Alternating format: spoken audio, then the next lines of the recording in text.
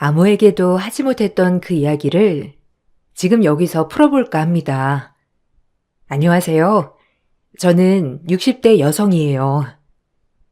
슬라에 눈에 넣어도 아프지 않은 딸과 아들이 있어요. 부모가 돼보셨던 분들은 모두 아시듯이 자식들이 얼마나 많은 기쁨을 주는지 알 거예요. 저 역시도 마찬가지였어요. 처음 딸을 낳은 순간까지도 전 아직도 생생히 기억하고 있어요. 그렇게 사랑스러운 자식들은 어느덧 훌쩍 커서 대학도 가고 시집 장가를 간다는 순간이 찾아왔죠. 마냥 어리기만 한 줄 알았던 내 자식들이 결혼을 한다고 배우자를 데리고 왔을 때 얼마나 울컥하고 만감이 교차하던 순간이던지. 유벌나게 애교도 많고 사랑스러운 딸이 시집을 간다고 했을 때는 더욱더 그런 마음이 많이 들었죠. 기쁘기도 하면서 과연 어떤 신랑감을 데리고 왔을까 생각도 들었고요. 준호 씨 참 좋은 사람이야. 엄마도 보면 엄청 좋아할 거야. 아마 1시간쯤 집 도착이라고 하니까 보면 알겠지? 아유, 그렇게도 좋아? 아유, 어떤 사람인지 정말 궁금하다. 네가 그렇게 좋아하는 거 보니까 얼마나 좋은 사람일지 기대돼. 태권도 사범인데 그래도 다행히 태권도장 운영이 잘 되는 편이라 수입도 넉넉하고 무엇보다 성실하고 나만 바라보는 사람이야. 그거면 됐어. 성실하고 너 하나 잘 책임져 줄 수 있는 남자라면 엄마는 그걸로 좋게. 언제 이렇게 커서 시집을 간다고? 그렇게 딸이 입에 닳도록 칭찬하던 남자친구라는 사람이 집에 도착을 하였고, 사실 첫 인상은 그렇게 제 마음에 들진 않았어요. 조금 순둥하게 생긴 얼굴을 좋아하는데, 딸이 결혼한다고 데리고 온 남자친구는 사실 눈도 쪽 찢어져서 날카롭게 생긴 이미지였거든요. 딱 여자들이 좋아할 기생 오라비 같은 얼굴이었죠. 요즘의 아이돌 상이라고 할까요? 하여튼 참 여자만이 울리게 생겼더라고요. 안녕하세요, 아버님, 어머님. 말씀 많이 들었습니다. 유나, 이렇게 예쁘게 키워주셔서 감사드려요. 얼마나 긴장되던지. 여기 꽃다발 받으세요. 유나가 어머님이 아카시아 꽃을 참 좋아한다고 하더라고요. 준비해봤는데 마음에 드실지 모르겠어요. 어머, 고마워요. 아카시아 꽃 너무 좋아하는데 센스가 아주 만점이에요. 어서 들어와요. 오느라 힘들었죠? 아니요, 하나도 안 힘들었어요. 어머니 기뻐하실 생각에 기분이 아주 좋던데요. 아버님도 그렇고 되게 팬분들 같이 친근해요. 처음 본 사이는 생긴 거와는 달리 두박하니 참 순수하더라고요. 그런 모습이 마음에 들었어요. 요즘 사람들의 영악함을 알았던지라 전 순수한 사람들을 좋아했거든요. 딸아이도 순수하니 참 둘이 잘 어울리겠거니 했어요. 그렇게 기분 좋게 식사를 마쳤고 남편은 사윗감이 마음에 든다면서 술도 마시고 기분이 참 좋아 보였죠. 그렇게 마음에 들어하고 있을 찰나 사이가 술이 좀 얼큰하게 취했는지 딸아이에게 약간 말을 막 하는 경향이 보이더라고요. 딸아이는 그게 익숙해 보이는 듯 했고요. 조금 당황했죠. 저희는 부부끼리도 야자를 하지 않는 편이었기 때문에 상대방에게 그렇게 하는 모습이 좋게 보이진 않더라고요. 야, 오윤아, 나 물 좀 가져다 줘. 아, 좀 센스 있게 가져다 주지. 아버님, 제가 물 한 잔 올리겠습니다. 지금은 물 타임. 아, 그만 마시라니까. 자기 술 많이 마시는 거 싫다고 했잖아. 아빠, 그만 마셔요. 이 사람 술 약하단 말이야, 어? 아, 어디 여자가 남자들 술 먹는데 끼어드냐? 장인어른이랑 독대하고 있는데 그냥 넌 그러려니 하고 앉아있어. 순간 제가 무슨 말을 들은 건가 싶었죠. 남편은 취해서 그 말이 들리지 않는 것만 같았고 멀쩡한 저로선 저 언행 자체가 참 불쾌하게 들리더라고요. 일단 딸아이에게 야라고 하는 호칭이 마음에 안 들었어요. 그래서 전 기분 나쁜 표시를 팍 내버렸죠. 유난스러운 엄마라고 생각하실 수도 있겠지만 저로선 저희 딸에게 함부로 대하는 것 같아 기분이 정말 나쁘더라고요. 그만 마시게. 첫 만남에 아무리 기분이 좋아도 그렇지. 여기가 얼마나 어려운 자리인데 이렇게 본인 주량도 모르고 마셔대나? 아, 죄송합니다. 제가 너무 기분이 좋아서요. 그래도 유나 아버님 어머님이랑 밥 먹는 자리인데 안 기쁠 수가 있어야죠. 기쁜 거 알겠으니까 술은 그만 마셔.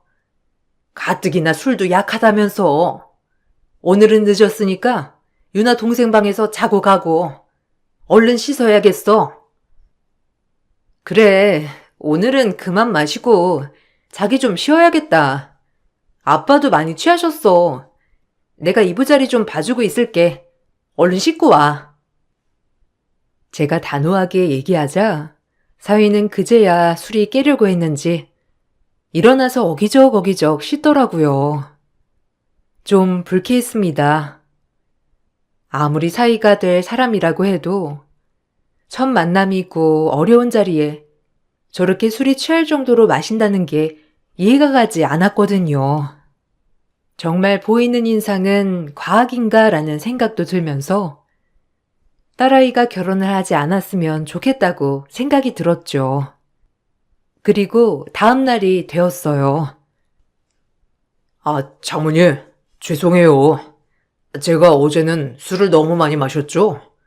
원래 그렇게 안 마시는데 어제는 진짜 기분이 너무 좋아가지고 죄송합니다. 혹시 불쾌하신 일 있었다면 사과드릴게요. 저 근데 진짜 그렇게 술 안 마시니까 걱정은 안 하셔도 돼요. 아셨죠? 자네 장인도 장인이지만 술 정도껏 내 주량껏 마셔야지. 여기가 어디라고 그렇게 주량도 모르고 마셔대? 아, 그만해. 술이 들어가다 보면 그럴 수도 있지 뭐. 저렇게 술 안 마시는 사람은 모른다니까. 안 그러나? 참 빡빡해서 원. 맞는 말씀입니다, 장인어른. 아, 장인어른이 옆에서 든든히 맞장구 쳐주니까 사이가 기가 사는데요. 기분 좋아요. 오히려 남편이 사위에게 실드를 쳐주는 바람에 저는 입을 다물고 말았어요. 그리고 사위는 그날 아침까지 먹고 인사를 한 뒤 집을 나섰죠. 전 딸아이 걱정에 한숨이 나오더라고요. 솔직히 썩 마음에 드는 사윗감은 아니었거든요. 과연 이 결혼을 해야 하는지에 대해서 딸아이에게 솔직하게 묻고 싶었어요. 하지만 딸아이는 누구보다 자신감 있게 얘기하더라고요. 제 딸이 맞나 싶었죠.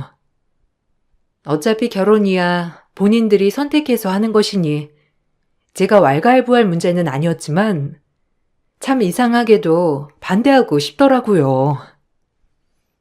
어제 보니까 그 네 남자친구 엄마는 별로야. 뭐 첫인사까지 나쁘진 않았는데 어려운 자리인데 절제하지도 못하고 술 마셔대는 모습 보면 안 봐도 훤하다. 그리고 너한테 야자거리면서 평소에도 그렇게 대하는 거야? 너희 아빠나 나나 너한테 야 이런 말 절대 안 하는데 어디서 야라고 하니? 이 어려운 자리에서 그런 사람 안 봐도 훤한 거야. 꼭 결혼해야겠어? 아, 엄마가 몰라서 그래. 원래 안 그런다니까. 진짜 어제는 아빠랑 기분 너무 좋으니까 계속 마셔댄 거지. 아빠 기분 맞춰주느라 엄마는 그것도 모르면서. 그냥 그러려니 해줘. 그리고 야 자가 뭐 어때서? 요즘엔 친구들끼리도 그렇게 부르는데 뭐. 아휴, 모르겠다. 네가 좋다고 하면 더 이상 엄마가 할 말은 없는데 그래도 엄마 눈엔 네가 너무 아까워서 그래. 준호 씨 부모님도 준호 씨가 아까울 거야. 그러니까 엄마도 그만하셔. 엄마 마음 다 알았으니까. 그리고 내가 잘 사는 모습 보여줄 테니까 너무 걱정 마. 아마 엄마도 자주 보다 보면 준호 씨의 심성이라든지 착한 모습 다 알 거니까 너무 걱정 마요. 단호한 딸의 모습에 더 이상 반대를 하지 않았어요. 어차피 자식 이기는 부모도 없을 뿐더러 본인 인생 본인이 책임져야 한다고 생각했기 때문에 다 큰 성인이 된 딸아이의 결혼을 축하해주는 수밖에 없었죠.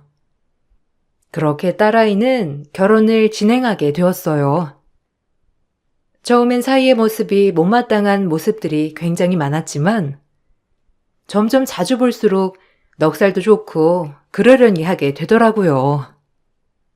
이젠 한 가족이니 더 잘해줘야겠다는 생각도 들었고요. 그렇게 저의 첫 딸 아이의 결혼식이 시작되었고 신랑 신부 인사를 하는데 참 눈물이 많이 나더라고요. 언제 이렇게 컸나 싶은 생각과 그동안 못해준 것만이 생각났으니까요. 정말 잘 살기를 바라고 바라면서 결혼식이 끝이 났죠. 그렇게 딸아이는 제품을 떠나 이제 한 가정을 이끌어갈 어른으로 다시 태어났어요.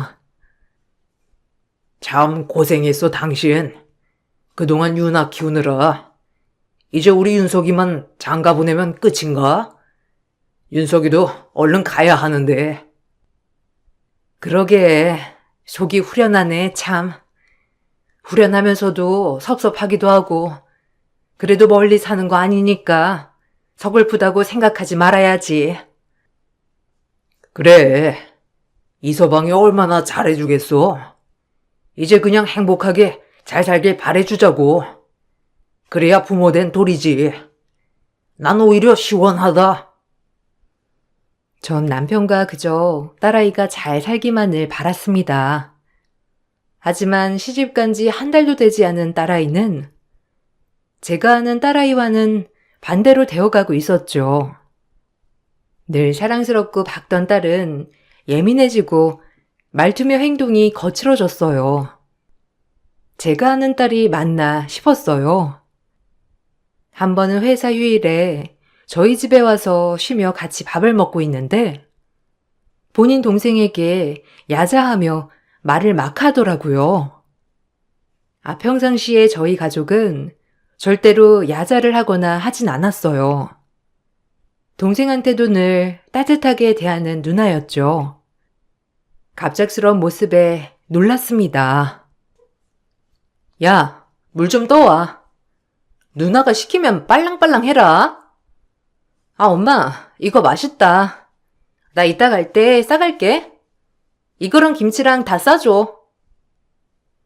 야라니, 누나가 떠먹어. 왜 나한테 시켜? 누나는 손이 없어, 발이 없어. 웃겨, 진짜. 왜 이래? 말투도 그렇고, 누나 안 같아. 그러게. 유나야, 윤석이한테 물 떠달라고 부탁을 하지. 참 너도. 근데 그거 맛있어? 엄마가 넉넉하게 싸줄게. 이서방이랑 같이 가서 먹어. 그래도 잘 먹으니까 좋네. 얼굴도 해숙하고 결혼하면 살도 찐다는데 넌 어쩜 살이 하나도 안 찌니? 요즘 신경 쓰는 게 한두 가지가 아니라서 그래. 회사도 그렇고. 생각해보니까 결혼이라는 게 참 내가 많은 걸 희생해야 하더라고. 그걸 이제 알았어? 뭐든 공짜로 얻어지는 건 없는 거야. 서로 양보하고 배려해야지. 그러면서 잘 맞춰 나가는 거지 뭐. 왜? 매형이 잘 안 해줘? 왜 이렇게 근심이 가득한 얼굴이야, 새 신부가. 그러다 매형이 섭섭해하겠다. 인상 좀 펴. 딸아이의 희생이란 말이 마음에 걸렸지만 누구나 그러하듯 결혼 초반엔 많이 싸우기도 하고 맞춰가는 과정이라고 생각했어요. 그래서 애써 대수롭지 않게 대답해 주었죠. 딸아이도 누구나 그런 거라며 그냥 그렇게 넘어가기도 했고요. 저 역시도 마찬가지로 제 남편과 결혼 후 처음엔 많이 다퉜지만 이렇게 살면서 잘 맞아진 거였거든요. 딸아이도 그런 줄 알았어요. 하지만 날이 가면 갈수록 딸아이는 어두워져만 갔죠. 가끔 보는 딸아이지만 점점 어두워진다는 걸 전 엄마기 때문에 확실히 알 수 있었거든요. 전 딸아이에게 물어보기로 했어요. 항상 밝기만 했던 딸이 너무 어두워지는 모습을 보고 있으니 제 마음도 불편했거든요. 너 무슨 일 있어? 왜 이렇게 안 좋아 얼굴이? 회사도 휴직 꽤 썼다며? 그럼 푹 좀 쉬면서 살도 찌고 해야지. 왜 이렇게 안 좋아? 엄마, 지금 우리 결혼한 지 7개월이잖아. 준호 씨 여자 있는 것 같아 아무래도. 아니라고 하는데 이상한 게 많아. 무슨 소리야 그게? 이상한 게 많다니. 여자 있는 건 또 보고. 너 혼자 추측이야? 아니면 진짜 물중이라도 잡은 거야? 딸아이의 말에 마음이 철렁 내려앉는 것 같았어요. 결혼한 지 1년도 되지 않은 채 남편의 바람을 의심하다니요. 그것도 제 딸이 이런 걱정을 하고 있다는 게 너무 속상했죠. 전 일단 딸을 진정시키고 물었어요. 왜 그러냐고. 그리고 확실한 거냐고 물었죠. 처음부터 끼림칙했던 사이의 모습이었기에 딸아이에게 들었을 때 너무 화가 나더라고요. 그래도 일단 확실한 건 아니니 이야기부터 들어주자 생각을 했고 딸아이에게 들은 내용으로는 딸아이가 의심할 수밖에 없는 상황이었습니다. 얼마나 복장이 터지던지. 무슨 근거로 그래? 혹시 이 서방이 너한테 뭐 숨기는 거라도 있어? 아니 엄마한테 말해봐. 그래야 엄마가 뭐라도 하지. 아니, 맨날 전화 기록도 삭제되어 있고 말도 없이 새벽에 나가거나 안 들어오는 날도 많은 거야. 그리고 매번 그냥 둘러대기만 하고 모르겠어. 계속 아니라고만 하는데 진짜 의심돼. 이러는 나 자신이 너무 싫기도 하고 어쩜 좋아? 그리고 도장에 절대 못 오게 한다? 예전에 연애할 때는 자주 갔었는데 요 근래 이상하게 도장은 절대 못 나오게 하더라고. 일단 아니라고 하니까 믿어봐야지. 그리고 한번 툭 터놓고 얘기를 해봐야 하지 않겠어? 너무 의심으로 몰아가지만 말고 적당히 의중을 물어봐봐. 혹시 요새 어떠냐고 하면서 말이야. 아휴, 그래 이거사. 울어. 이럴 때 울지 언제 울겠어. 아휴, 속상해 정말. 엄마한테 이런 모습 보이고 싶지 않았는데 내 삶이 지금 너무 불행한 것 같아서 너무 티가 나는 것 같아. 미안해, 엄마. 네가 불행하긴 왜 불행해? 이렇게 엄마도 있고 아빠도 있는데. 혼자라고 절대 생각하지 마. 알겠어? 엄마가 한번 알아볼게. 세상 그 누구보다 소중한 딸이 미안하다고 하는 모습을 보니 마음이 찢어질 듯 아파졌죠. 그리고 전 딸아이 몰래 사위의 뒤를 밟기로 했어요. 역시나 사위는 태권도를 가르치고 있는 아이의 엄마와 참 진한 사이더라고요. 안 보는 데서 손잡는 건 기본이었고요. 이 모습을 보고 있자니 화가 미어 터졌습니다. 당장에 찾아가서 사위에게 전 따지기 시작했어요. 용서할 수 없었거든요. 그리고 내 눈앞에서 저렇게 다른 여자와 손 붙잡고 있는 사위의 모습을 보니 거의 정신이 나간 사람처럼 사위에게 따지기 시작했죠. 자네, 지금 뭐 하는 건가? 이러려고 내 딸 그렇게 힘들게 한 거야? 아니라며, 아니라며! 지금 이게 뭐 하는 짓이야? 그리고 당신, 애엄마 아니야?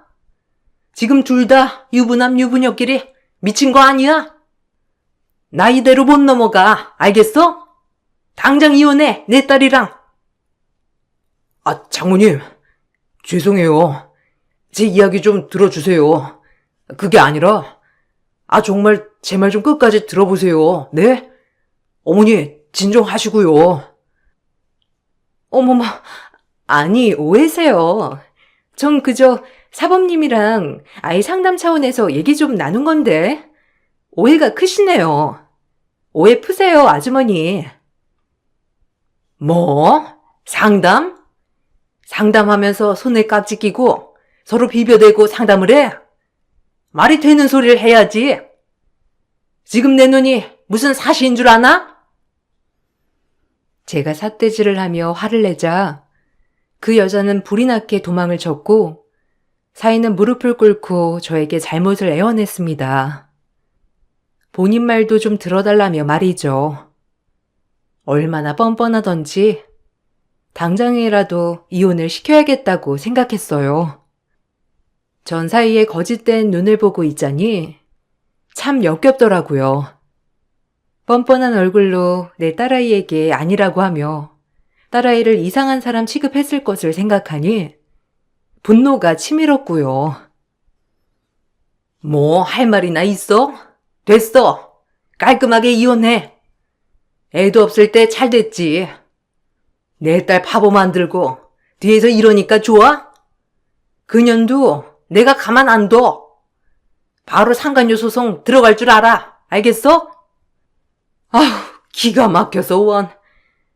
처음부터 미심쩍더니 인상도 별로인 게 가지가지다. 죄송합니다. 정말 한 번만 용서해 주세요. 정리하려고 했어요.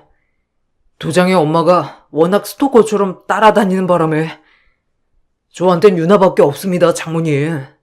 정말 제발 한 번만요. 네? 제가 뭐든 다 할게요. 장모님 시키는 거. 그러니까 제발요. 늦었어. 내 사전엔 2번은 없네. 한 번이면 족하지. 그리고 한 번 바람 피운 놈이 2번은 못 피려고? 절대 용서 못하니 그런 줄 알아. 전 이 말만을 남기고 사위의 도장을 빠져나왔어요. 얼마나 분하고 화가 나던지. 그리고 이 모든 걸 딸아이에게 말할 자신이 없었어요. 얼마나 충격을 받을까 싶었거든요. 그래도 엄마니까 용기를 내고 말을 하자 싶었고 딸아이에게 모든 걸 사실대로 털어놨습니다. 그리고 이혼을 시켜야겠다고 다짐을 했죠. 어차피 한 번 사는 삶 행복하게 살아야 한다고 생각했기 때문이에요. 이혼해. 네 말대로 여자 있더라. 그것도 도장의 엄마랑. 아휴, 이게 말이 되니? 너 뭐가 아쉬워서 그런 놈한테 쩔쩔매는 거야? 괜찮아. 요즘 이혼은 흠도 아니야. 그러니까 깔끔하게 헤어지고 그 연놈들 마음대로 하라 그래. 울지 마. 눈물도 아깝다 그놈한테. 역시 맞았어. 도장의 엄마? 절대 아니라고 하더니. 미안해 엄마. 근데 나 어쩌지? 임신했어. 어떡해 나? 뭐야? 아휴, 일단 그 부분은 좀 생각해보자. 하여튼 그 놈은 안 돼. 이미 글렀어. 애는 애고 이혼은 이혼이야. 딸아이의 임신 소식에 정신이 멍해졌죠. 내 욕심 때문에 아빠 없는 아이 만드는 거 아닌가 싶기도 했지만 용서는 되지 않았어요. 전 그래도 사이를 용서할 수 없었어요. 바람은 한 번이 무섭지 절대 마지막으로 끝날 것 같지 않았거든요.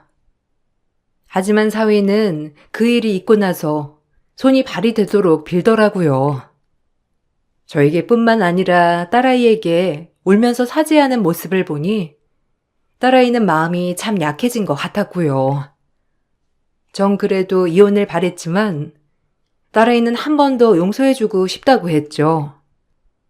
딸이 참 많이 사랑하는 것 같았어요. 그리고 아이 때문에라도 같이 살고 싶어 하는 것 같았고요. 전 사이를 절대 믿을 수 없었지만 제가 이혼은 강요할 수 없었죠. 어머니, 정말 죽을 죄를 지었습니다. 다시 한 번만 믿어주세요. 유나랑 우리 아기 바라보며 열심히 살게요.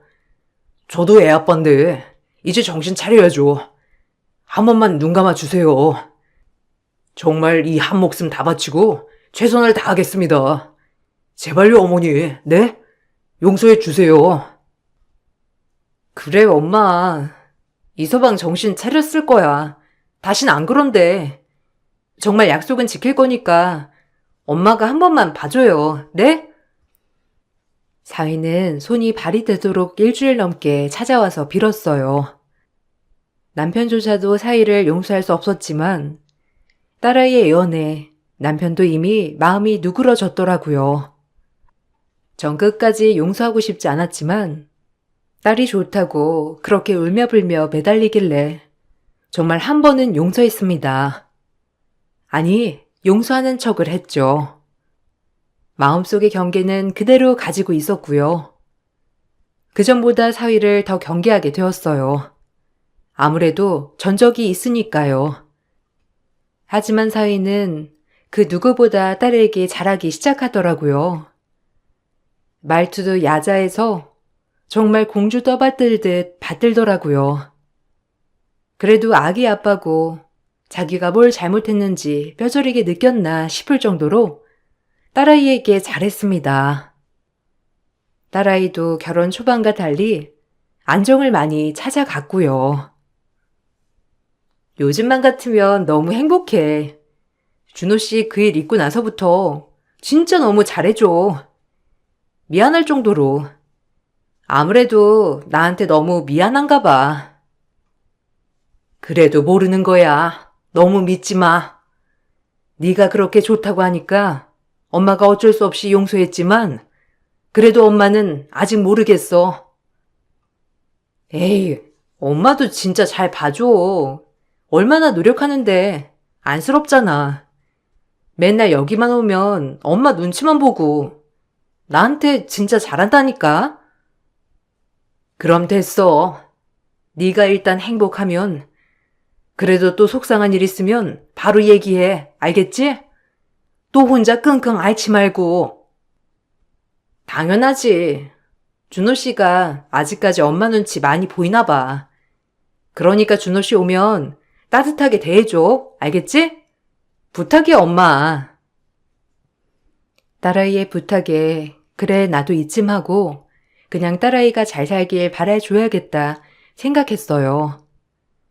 딸아이가 저렇게 좋아한다는데 제가 뭐라고 딸 마음을 불편하게 할까 싶기도 했고요. 100% 용서는 되지 않았지만 이제 그냥 좀 누그러뜨려줘야겠다 싶었죠. 그리고 딸아이는 거의 임신 막달을 향해 달려가고 있었어요. 참 애가 애를 갖는 모습을 보고 있으니 마음이 이상해 오더라고요. 언제 이렇게 컸나 싶기도 하고 내리사랑이라더니 우리 손주를 얼른 보고 싶은 마음도 있었고요. 그렇게 저 역시 마음이 누그러져 갔죠. 그렇게 아이가 언제 나올까 기다리고 있을 찰나 예정일도 되지 않아 딸아이의 양수가 터져버렸어요. 전화를 받지 않는 사이 때문에 딸아이가 급하게 전화가 왔죠. 너무 놀랐지만 딸아이가 놀랄까 싶어 딸아이를 데리고 부랴부랴 병원으로 향했습니다. 엄마, 나 양수가 터진 것 같은데 준호 씨가 전화를 안 받아. 어떻게 해야 해? 지금 당장 병원 가야 할 것 같은데. 엄마가 갈게. 그대로 있어. 놀라지 말고. 원래 이런 일도 있는 거야. 꼭 예정일에 태어나리란 법은 없으니까 심호흡하고 있어. 딸아이를 데리고 병원으로 갔고, 병원에서는 양수는 터졌는데 아이가 나올 기미도 없고 워낙 여가라서 제왕수술이 시급하다고 했죠. 전 수술 동의서에 사인을 하고 딸아이의 응급 제왕수술을 지켜볼 수밖에 없었습니다. 제왕수술이라고 해봤자 아이는 금방 나온다는 걸 알고 있는데 2시간이 넘도록 딸아이가 나오지 않더라고요. 아이 울음소리도 들리지도 않고요. 너무 불안해하고 있을 찰나 사이가 제 메시지를 받고 헐레벌떡 오더라고요. 사이와 전 한마음 한뜻으로 걱정스러운 마음을 안고 딸아이를 기다렸어요. 거의 3시간쯤 지나자 담당 의사가 나오더니 기가 막힌 소리를 하더라고요. 얼마나 기가 막히고 코가 막히던지 그 자리에 털썩 주저앉았어요. 수혈도 해보고 여러 가지 다 시도해봤지만 가다출혈로 인한 사망입니다. 아이는 무사해요. 죄송합니다. 뭐라고요? 사망이라고요? 우리 딸이 죽었다는 거예요? 아니, 이게 말이나 되는 소리예요? 그럴 리가 없잖아요. 오진이라고 해주세요. 네? 아니라고 말해줘요. 아니, 심폐소생술 한 번만 더 해주세요. 제가 좀 볼 수 있을까요? 네? 의사가 내린 청천벽력 같은 과다출혈이란 소리에 전 털썩 주저앉고 말았고 벽을 치며 울고 가슴 치며 울고 있는데 사위는 안 보이더라고요. 딸아이의 사망 소식에 얼마나 충격을 받았는지 사위는 그 후로 종적을 감췄습니다. 제 전화에 남편과 아들이 병원으로 달려왔고 저희는 미어지는 심정을 추스르고 추슬러 봤지만 참 그게 되지 않더라고요. 자식 잃은 부모가 제일 불쌍하다는 말이 있듯이 저 역시 살 이유가 없다고 생각했어요. 제정신에 사위까지 챙길 수 없었고요. 그리고 정신을 차려보니 병실이더라고요. 그때 너무 많이 놀라서 울어서 탈진을 했고 바로 병원에 입원하게 되었죠. 그로부터 5일 정도가 흘렀다고 했어요. 놀라웠죠. 그리고 아들이 해준 말은 저를 더 놀라게 했습니다. 얼마나 어이가 없던지 전 아들에게 그 말이 맞냐고 사실이냐고 재차 묻기 시작했죠. 엄마, 놀라지 마. 왜요? 결혼해, 이틀 뒤에. 신가 웨딩을 해서. 나도 이거 친구 녀석한테 들은 건데 진짜 이름 보고 경악했다니까. 아니, 어떻게 이럴 수가 있어? 종적 감추고 연락 한동안 안 되더니 이러고 있었던 거야. 아마 누나가 죽기를 바라고 있었을 수도. 뭐? 그게 말이 되니? 너희 매형 맞아? 그럴 리가 없잖아. 어떻게 결혼식을 한다는 거야? 호적은 어쩌고? 말이 안 되지. 전 믿을 수가 없는 소식에 할 말을 잃었어요. 아들 녀석이 보여준 청첩장을 보고 있으니 정말 분노가 치밀어 오르더라고요. 전 이대로 있으면 안 되겠다 싶었고 이 연놈들을 작사를 내야겠다고 생각했어요. 그리고 사위의 결혼식 날, 전 아주 화려한 옷을 입고 사위의 결혼식을 방문했죠. 저의 방문 소식에 사위와 사돈 어른들은 저를 보고 놀라더라고요. 얼마나 어이가 없던지. 자식 새끼를 그렇게밖에 못 키웠는지 참 사돈 어른들이 한심스러웠어요. 전 결혼식 도착하자마자 하안들을 다 집어 던지기 시작했어요. 네가 결혼을 해? 미친 거 아니야? 내 딸 어쩌고 지금 여기서 결혼식을 하고 있어? 네가 인간이냐? 인간이야? 어차피 죽었잖아요. 산 사람은 살아야지. 똑같이 아줌마처럼 슬퍼하고 있으면 답이 나와요? 전 제 갈 길 갈 겁니다. 아이는 그쪽이 키우세요. 어차피 제가 키워봤자 제대로 키우지도 못할 거고 딸 대신 키우는 게 낫지 않겠어요? 여러모로. 사람도 아닌 새끼가 아주 입만 열면 짐승처럼 내뱉는구나. 저쪽 여자도 아니? 네가 그런 새끼라는 거? 나 이렇게 못 물러나지. 여자 쪽 부모와 신부에게 이 모든 사실을 알리려고 하던 찰나 신부 쪽 얼굴을 보고 기함했어요. 다름 아닌 그 신부는 한참 전 사위와 불륜을 저지른 상간녀였기 때문이죠. 얼마나 기가 막히던지, 그럼 그동안 계속 만나왔다는 건지 참 혼란스럽고 어이가 없더라고요. 전 신부의 머리채를 잡고 신랑한테 패대기를 쳤죠.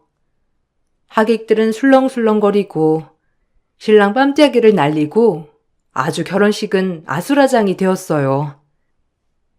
아줌마. 소란 피우지 말고 왔으면 부전하고 곱게 꺼지세요. 네? 어차피 죽은 딸 뭐 어쩌겠냐고. 이게 지금 내가 잘못한 것도 아니고 아내가 죽어서 재혼한다는데 누가 말려? 안 그래요? 진짜 어이없네. 귀싸대기는 그냥 한 대 맞은 걸로 할게요. 그러니까 쪽팔리게 이러지 말고 꺼지라고요. 아님 당신 딸 쫓아가서 죽던가. 여기 와서 행패야 행패긴.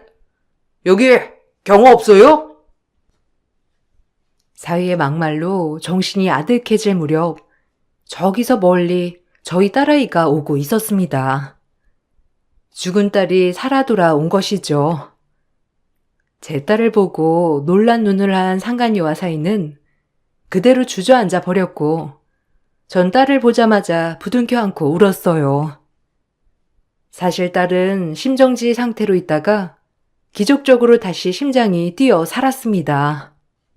그 소식을 듣지 못하고 사위는 나가버린 거고 전 혼절을 한 거고요. 그리고 제가 혼수 상태로 되어 있던 동안 딸아이는 병원에서 케어를 받으며 건강을 되찾고 있었더라고요. 아들 녀석한테 이야기를 듣고 얼마나 기뻤는지. 하지만 사위에게 응징을 꼭 가야 될 것 같았죠. 그래서 이렇게 제가 와서 깽판을 쳤는데 딸아이도 아들 녀석과 함께 이곳을 방문했더라고요. 사위는 딸이 철소같이 죽은 줄만 알고 있던 거였죠. 얼마나 기가 막히던지 그렇게 착한 딸이 쏟아내더라고요. 참나, 꼴 좋다. 상간 연놈끼리 아주 우습다. 나 죽었다고 하니까 좋았니? 이 나쁜 년놈아? 네 어미아비가 불쌍하다. 이런 자식 낳고 떳떳하게 여기 서 있다니. 여기 하객 여러분, 제가 본처예요. 이 연놈들 불륜 저지르고 지금 당당하게 결혼식 하는 거라고요. 아니, 당신이 여기로 어떻게? 그럴 리가 없잖아. 당신은 분명 죽었다고 했는데. 그럴 리가 없어. 죽길 바랐던 거 아니고? 아니, 죽었어도 그렇지. 어떻게 7일 만에 못 참고 재혼식을 하니? 그렇게 몸이 달았니? 나 너희 용서 안 해. 그리고 우리 딸 내가 키울 거고 두고 봐. 내가 이제 어떻게 응징하는지. 너희한텐 기싸대기조차 아까워. 이제 전현이 다니는 회사, 네가 운영하는 도장 가만 안 둬. 그리고 만약 지역 옮기잖아? 또 따라가서 도장이며 회사며 다 행패 부릴 거야. 너 맘카페가 얼마나 무서운지 알지? 이 말만을 남기고 딸아이는 저를 데리고 나갔습니다. 착하고 착한 딸이 이렇게까지 할 정도면 정말 화가 난 것 같았죠. 딸아이는 눈물 한 방울 흘리지 않고 바로 변호사 사무실로 찾아갔어요. 그리고 소송을 준비했고 상간녀에게 위자료를, 그리고 남편에겐 이혼 소송과 함께 정신적 피해 보상이란 명목으로 위자료를 뜯었죠. 양육권과 친권도 물론이고요. 그리고 더 대차게 사이가 운영하는 도장 엄마들에게 이 사실을 다 알렸습니다. 순식간에 사이가 운영하는 도장은 불륜남이라는 이미지로 문을 닫게 되었고, 상간녀도 다니던 회사에서 불륜녀라고 낙인이 찍혀 다닐 수 없게 되었죠. 사이가 집으로 찾아와 딸에게 빌더라고요. 아, 진짜 미안해. 제발 글 좀 내려줘. 너 때문에 내가 어디 가서 도장을 차릴 수가 없어.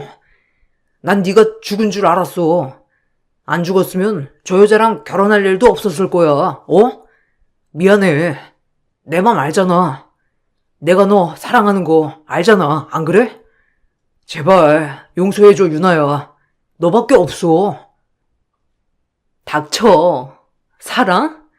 그년이랑 실컷 해. 둘이 불륜 남녀끼리 한번 로맨스 찍어봐. 나 몸조리 해야 되니까 꺼져.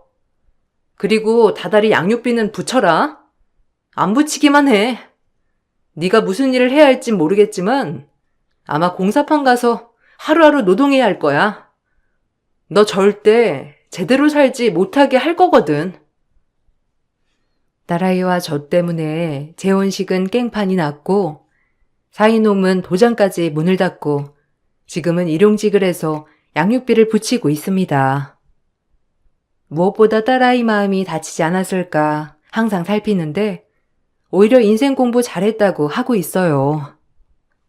얼마나 마음 아프던지. 딸아이는 조금 더 성숙해졌고 아이를 위해 열심히 살아가려고 해요. 그리고 우리 딸이 지금 내 옆에 살아 숨쉰다는 것만으로도 너무 행복한 하루하루입니다. 요샌 손녀재롱 보는 탓에 살고 있어요.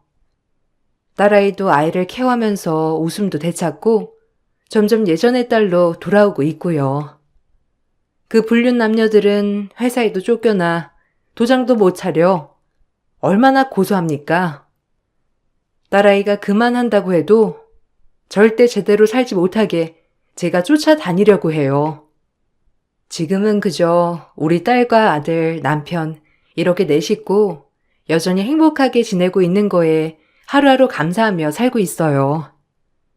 거기다 귀여운 토끼 같은 손주까지. 더욱더 웃음이 나는 하루하루입니다.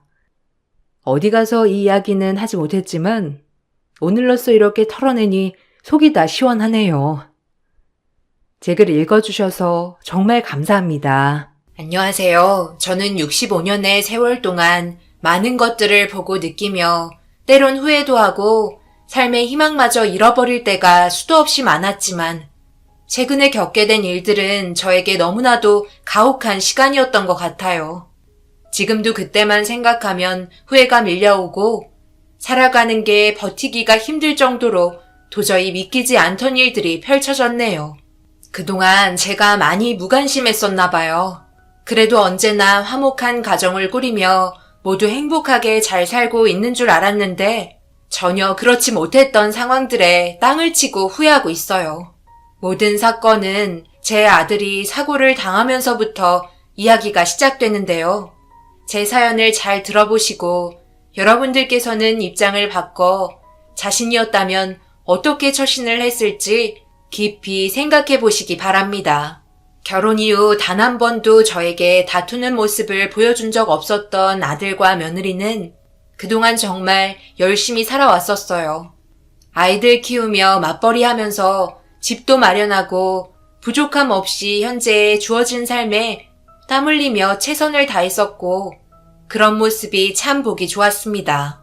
그런데 예상치 못한 며느리의 전화 한 통에 모든 게 무너져 내렸고 급하게 병원으로 향했어요. 제 눈앞에 펼쳐진 광경은 제정신으로 버틸 수 없게 만들었고 결국 실신하고 말았습니다. 눈을 떴을 때 현실을 거부하고 싶었지만 오열하고 있는 며느리의 울음소리가 제 귓가에 맴돌면서 꿈이 아니라는 걸 알려주고 있었어요. 도저히 눈을 뜨고 싶지 않았지만 아들의 상태를 확인해야만 했습니다. 그래서 천천히 몸을 일으켜 누워있는 아들의 모습을 보니 너무 처참했어요. 도대체 어떻게 된 일인 거야? 왜 우리 아들이 여기에 누워있는 거니? 둘이 여행 다녀온다고 얘기해놓고 갑자기 이게 무슨 일이야? 어머님, 죄송해요. 전부 제 탓이에요. 요즘 여러 가지로 일이 잘 풀리지 않아 남편과 사이가 좋지 않았었어요. 그래서 여행 도중 잠시 다퉜었는데 가라앉는 분위기 때문에 답답했는지 바람 좀 쐬겠다며 혼자 밖으로 나갔다가 이런 일을 당했어요. 그때 나가지 말라고 말렸어야 했는데 한순간에 안 좋은 감정이 이렇게 될 거라고 전혀 생각하지 못했어요. 도대체 얼마나 심각했길래 우리 아들이 뛰쳐나갈 정도로 싸운 거야? 너 솔직하게 말해라. 둘이 그동안 사이가 얼마나 안 좋았던 거니? 그동안 제가 얼마나 힘들었었는데요. 혼자 해결해 보려고 했었지만 쉽지 않았다고요. 이렇게 된 거 전부 솔직하게 털어놓을게요. 그이가 저 말고 다른 여자를 만나고 있었던 것 같아요. 얼마 전부터 평소보다 예민할 정도로 옷차림에 신경 쓰고 쇼핑도 자주 하길래 계절이 바뀌면서 분위기 전환 시키려는 줄 알고 있었어요. 그런 모습 나쁘지 않아 보기 좋다며 손을 잡았는데 상당히 예민할 정도로 제 손을 뿌리치면서 신경질적인 태도를 보여주더라고요. 처음 보는 지우 아빠 모습에 너무 당황스러워서 안 좋은 일 있냐고 물어봤지만 대답도 하지 않고 제 말을 무시했어요. 그런데 어느 날 핸드폰을 켜놓고 잠시 자리를 비운 사이 지우 아빠 핸드폰에 반복적인 문자 메시지 알림 소리에 핸드폰을 확인하자 저 말고 다른 여자를 만나고 있다는 걸 알 수 있었어요. 그 사실을 알게 되고 너무 괴로웠고 도저히 참을 수 없었어요. 그래서 문자 온 전화번호로 전화를 걸자 역시나 다른 여자의 목소리가 들려왔었어요. 결국 이런 상황들 때문에 최근에 계속해서 다퉜었던 거예요. 저도 그동안 정말 힘들었다고요. 아무한테도 이런 사실을 알리지 못했고 차마 어머님한테 지우 아빠가 바람 피운다는 얘기하면 쓰러지실까봐 속으로만 앓고 있었어요. 충격적인 며느리의 말에 고개를 절레절레 흔들며 사실이 아닐 거라고 믿지 않았어요.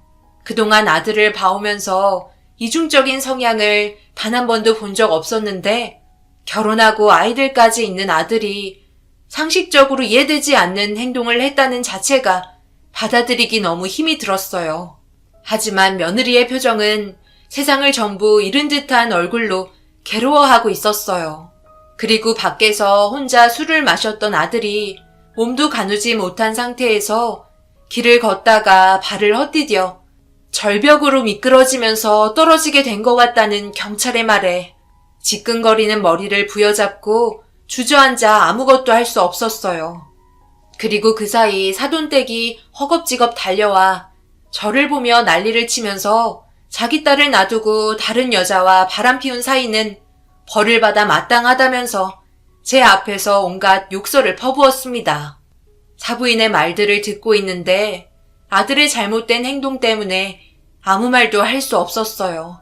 그리고 며느리가 저에게 보여준 아들의 핸드폰에 들어있던 문자 내용들을 확인할 수 있었습니다.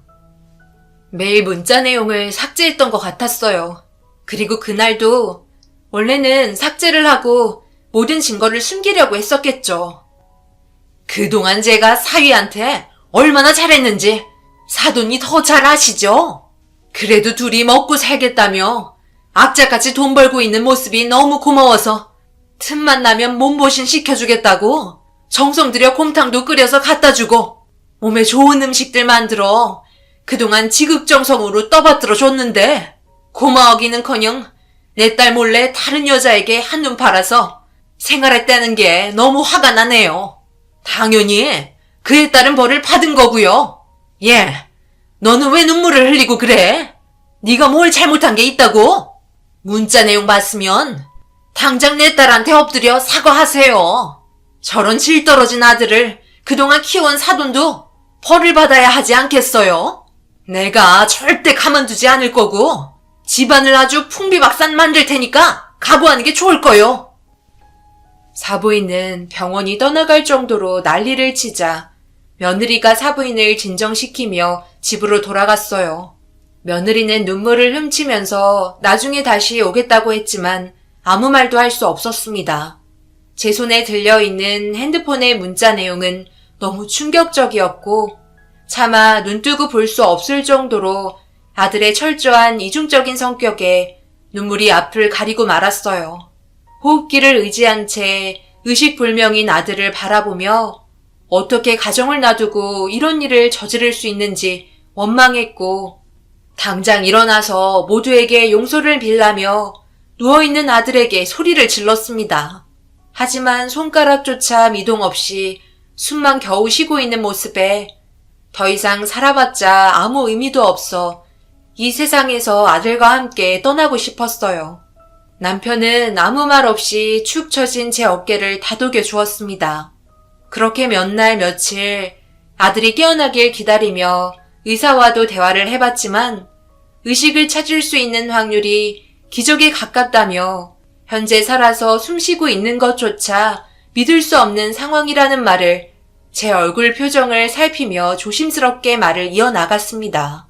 며느리한테는 오지 말라고 계속해서 얘기했지만 아이들이 아빠를 보고 싶어 한다며 보채길래 어쩔 수 없었다면서 자기 아픔보다 아이들 불쌍한 게 더 큰 아픔으로 남아있다고 괴로운 표정을 보여줬어요.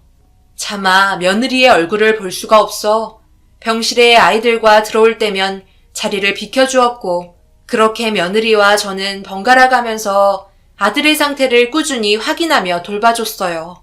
그런데 늦은 저녁 사부인이 병실에 찾아왔고 며느리와 단둘이 대화를 하다가 병실 밖에서 기다리고 있는 저를 불렀습니다. 꽤나 심각한 목소리로 무섭게 쳐다보며 사부인이 한마디 했어요. 언제까지 제 딸이 보고 싶지도 않은 저놈의 얼굴을 보려고 와야 하나요?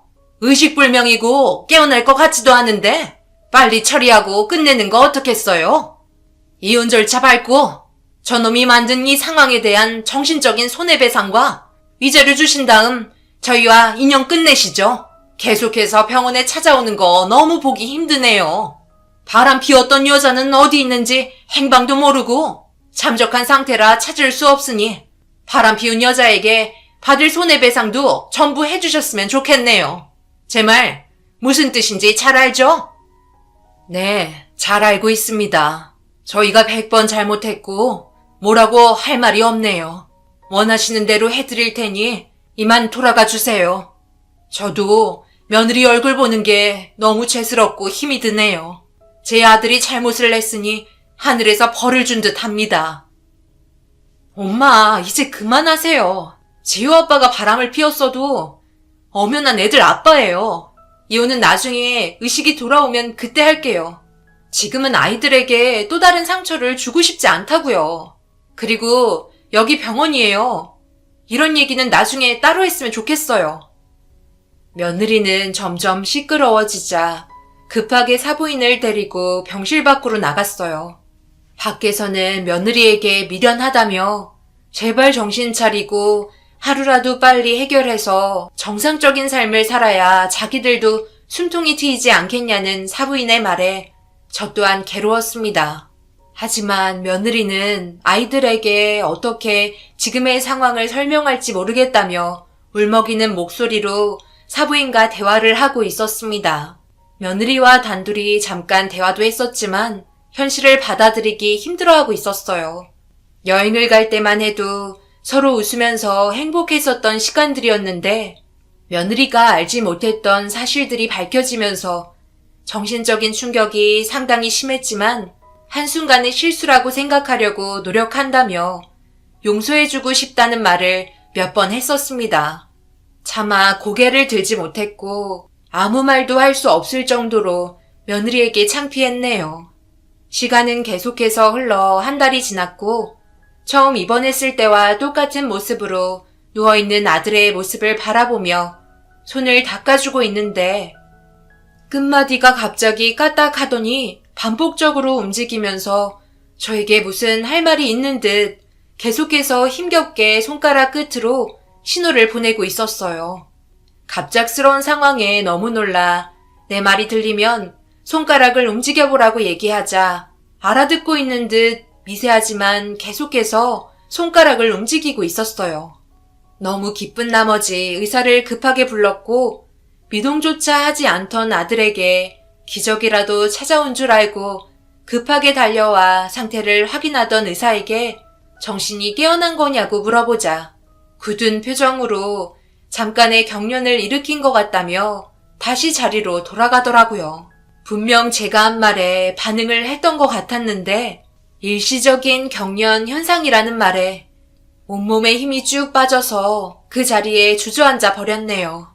며느리는 병실에 들어오면서 무슨 일이 있었냐고 물어보길래 좀 전의 상황을 천천히 설명해 주면서 아들에게 기적이 일어났으면 좋겠다며 속마음을 꺼냈습니다. 정말 지호 아빠가 어머님이 하신 말에 손가락을 움직였다고요? 일단 지금은 아무런 미동도 없네요. 내가 두 눈으로 똑바로 봤다니까. 수건으로 손을 닦아주고 있는데 무언가를 설명하고 싶은지 계속해서 손가락 끝을 쉬지 않고 움직이면서 내 말에도 반응을 했었다고. 내가 얼마나 놀랬겠니? 병원에서는 깨어날 확률이 없다고 했는데 나는 분명 깨어날 수 있다는 희망을 본 것 같다. 내 아들은 분명 일어나려고 안간힘을 쓰고 있을 거야. 말도 안 돼. 어떻게 이런 일이 벌어질 수가 있는 거죠? 정말 기적이 일어나려나 봐요. 하루빨리 정신 차리고 일어났으면 좋겠어요. 며느리는 눈물을 보이며 손가락을 움직였다는 사실에 깨어날 거라는 희망을 품고 있었어요.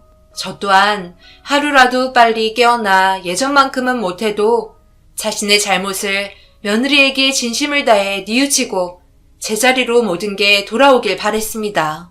그렇게 며느리도 지극정성으로 자기 남편을 보살펴주며 쉬지 않고 말을 붙였어요. 자기가 하는 말을 듣고 있는 것 같다면서 하루 있었던 일과 아이들은 어떻게 지내고 있는지 아들의 귀에 대고 얘기해주고 있었습니다. 그런데 잠시 집에 좀 들렸다 온다고 며느리에게 얘기한 뒤 볼일을 끝내고 병원으로 다시 돌아왔는데 입구 앞에서 며느리와 사부인이 얼굴이 상당히 굳은 표정을 보이면서 대화를 나누고 있었고 사부인은 주위를 살피더니 택시를 타고 집으로 돌아갔습니다.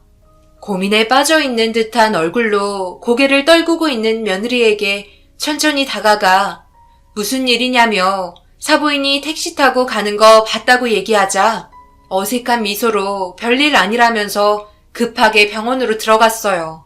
표정이 별로 좋지 않은 걸로 봐선 분명 또 한바탕 난리치려는 거 돌려보낸 것 같아 며느리를 위로해주고 있는데 사부인에게 전화가 왔습니다. 사돈, 정말 너무한 거 아니에요? 아무리 자기 아들도 중요하지만 손자들은 눈에 안 보이세요? 아직 이혼 처리도 되지 않았고 저도 집에서 한가롭게 시간 때우는 사람이 아니라 이것저것 할 게 얼마나 많은데 왜 저만 손자를 봐야 하는 거죠? 내일 제가 급하게 볼 일이 있어서 하루 종일 집을 비워야 하니까 사돈께서 대신 손자들 좀 봐줬으면 좋겠네요. 제 말이 무슨 뜻인지 잘 알겠죠? 맨날 자기 아들 얼굴 보겠다고 병원에만 박혀있지 말고 하루 정도는 손자랑 시간을 보내달라는 말이에요. 대충 알아들은 것 같으니 내일 아침 일찍 댁에 들릴 테니 그런 줄 아세요. 사부인은 급한 볼일이 있다며 아이들을 대신 좀 봐달라는 전화였고 본인이 할 말만 하곤 끊었습니다.